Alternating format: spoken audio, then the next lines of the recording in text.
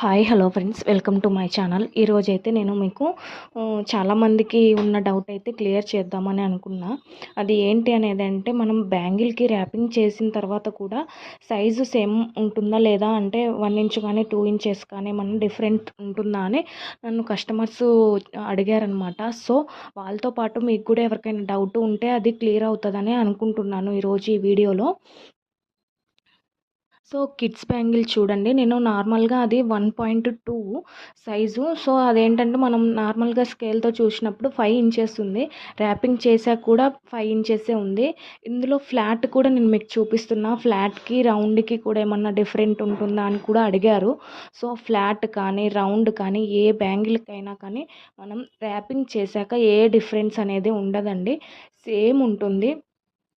5 inches ఉంటే 5, 1 అదే మనం 2 సైజ్ తీసుకుంటే 2 ఉంటుంది. 2 తీసుకుంటే 2 సైజే వస్తుంది.